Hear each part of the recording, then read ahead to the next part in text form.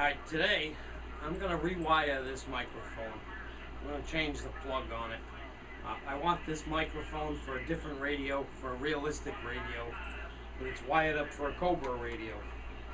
So I have my connector here for the realistic. I just got to solder it all together. Take this one apart, take it all off of here, and then solder it onto that connector.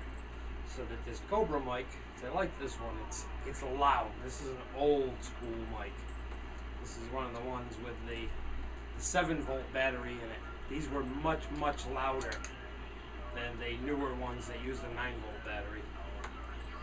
So we're going to change that plug out, make it work with a realistic. Get my connector there, and I have my cheat sheet up so that it's easy to figure out what wire goes where, because I can look at the Cobra wiring, know exactly what each wire is, and then just switch it over to the realistic. That chart lists both different types. Alright, so let's have at it. Let's take this one apart.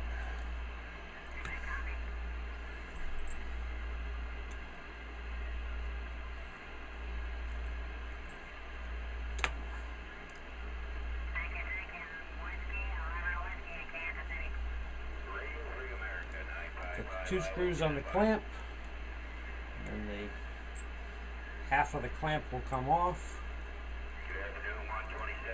And then if we slide that out, there's another screw right there that screws into that plastic. We get a screwdriver small enough for that one, because that's a smaller head.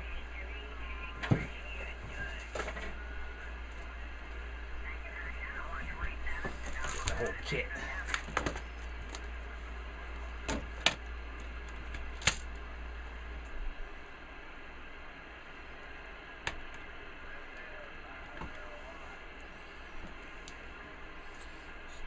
Take that little screw out of there.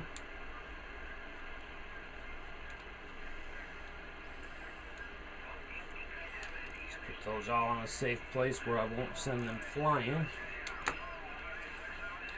And then, if we give that a little turn counterclockwise,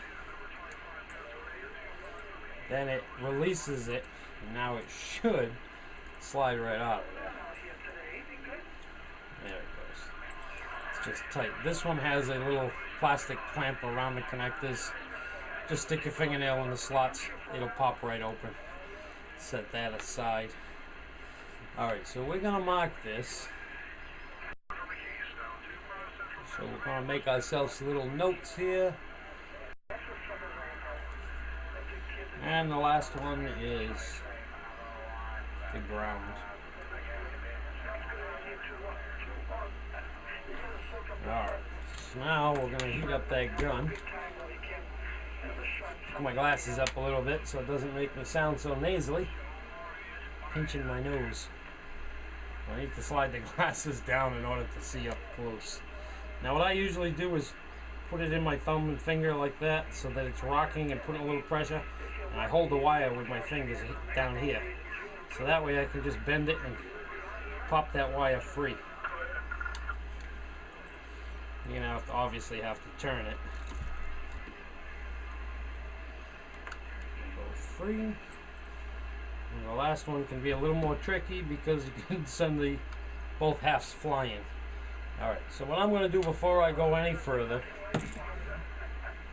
is I am going to put this connector back together so that nothing gets lost here, because this is a good connector.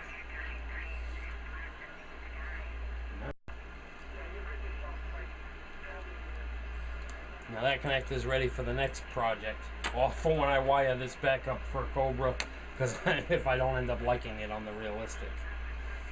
Alright, now let's make sure that that's going to fit through there. Because that, from the clamp, this has been pinched on. I don't know if that's going to fit through. Nice if it does.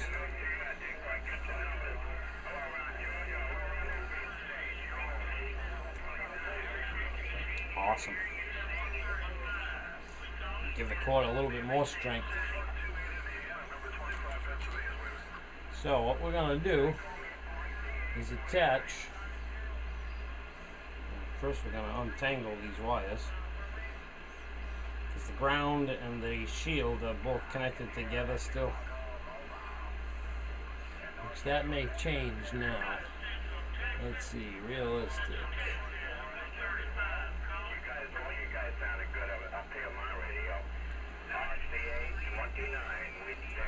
Alright, the shield and the black one are going to go to pin 1. Let's put a little bit of goo on these pins.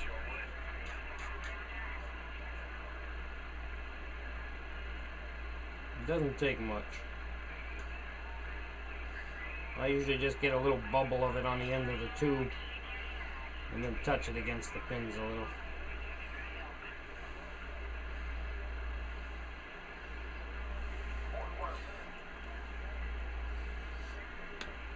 Alright, this can get a little trickier.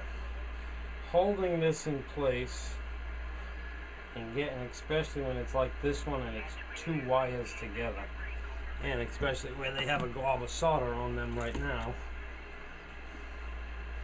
Let's see if we can actually prop this up in something. Watch out for that, that'll be hot.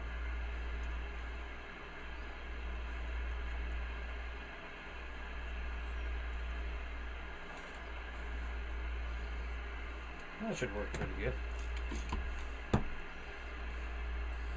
I want to try and get it off. There we go. Now I don't know if you're going to be able to see this or not. I have to get in here.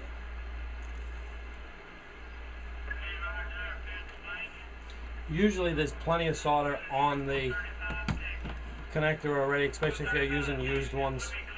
If I was using a new mic with no solder on the ends and no solder on the connector, I'd have to redo it. Some guys will even say you should redo the solder anyway, but I've never had a problem. Not yet. Knock on wood. Alright, so now that will be pin number, let's see, pin number 4. Let's see, what is pin number 4? Pin number 4 is audio.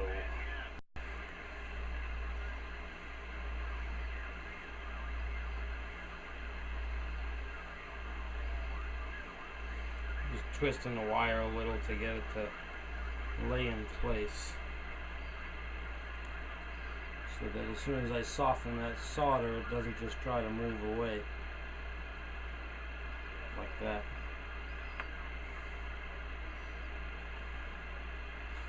Yowza, that's hot.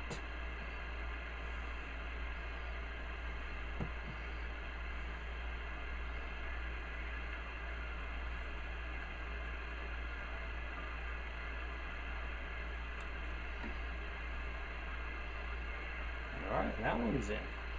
The last wire is the red wire, which was pin number 2. This is tough doing something like this because I can't see this with my glasses on, I can't see that with them off. So the red wire is number 2 on that. That was audio.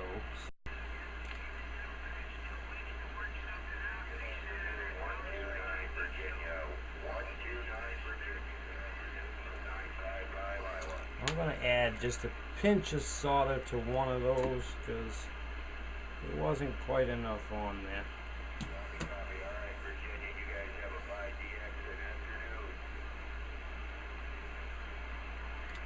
That's better. Alright, always just make sure your connections are all good. Now, let's see, what do I have around here for tape? Because I need to put a little bit of tape around that connector, because that rubber thing will never go back on there, so that it doesn't short out against the cage. I must have some decent tape around here somewhere. I think it's gonna be duct tape. Yeah, this doesn't hold anything together. This is just so that the metal pins can't touch against that metal cage.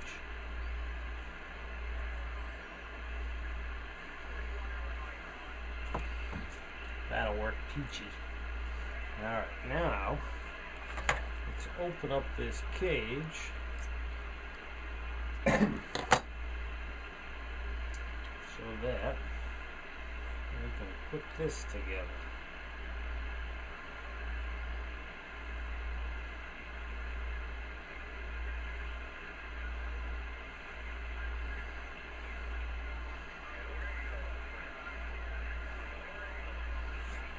I make myself nervous sometimes. My first thought was that I forgot to slide that on, but I just remembered struggling to get that on over that plastic tube that's on here.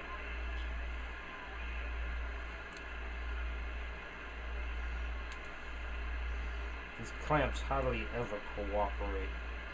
They want to just flatten out instead of going around the cable.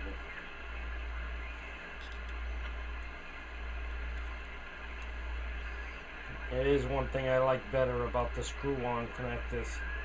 They have screw-on clamps for this.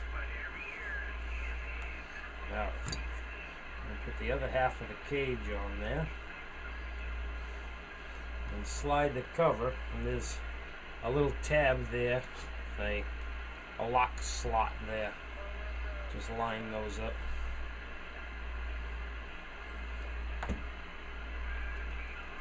Oof. It's a tight one. Alright. That's good enough. It's into the lock. Alright. Let's try it out. I have a realistic radio set up right up here.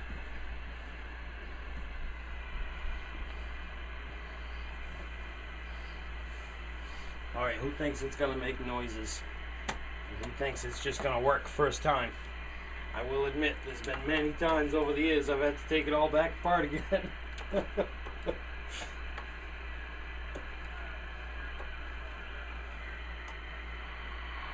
Well, it receives. Let's throw that on a channel really far away. Let's go put that on like 2. I'd say it's working. Alright, let me turn that down for a second. In the house, I have the other radio running, and it's going to hear this radio. Let's see if we can get any DX. First, I'm going to try with the stock mic. Can you see that? It's the stock mic that came with the radio. And I have the other camera rolling, so we'll hear how it sounds, too. CQDX 151, South Carolina, standing by. QDX 151, South Carolina, standing by.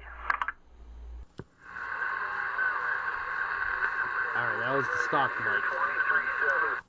Let's get rid of that one. Oh, I bumped you.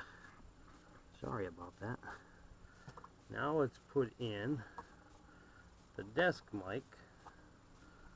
This one's weird, I think. Oh no, this one's right sideways. And these mics are going to be turned up as loud as they go for this. CQDX 151, South Carolina, standing by. CQDX 151, South Carolina, standing by. That was the desk mic. Oh, it was hard to get that one out of there. Now, we're going to try that mic I just rewired. Let's hear how this one sounds. CQDX 151, South Carolina, standing by. CQDX 151, South Carolina, standing by. Turn the amp on, just so I can hear what it sounds like on that other radio. Okay, very good. The mic is turned up all the way. And, yeah, this software-defined radio runs pretty good. Let's see if we can actually get anything. CQDX 151, South Carolina, standing by.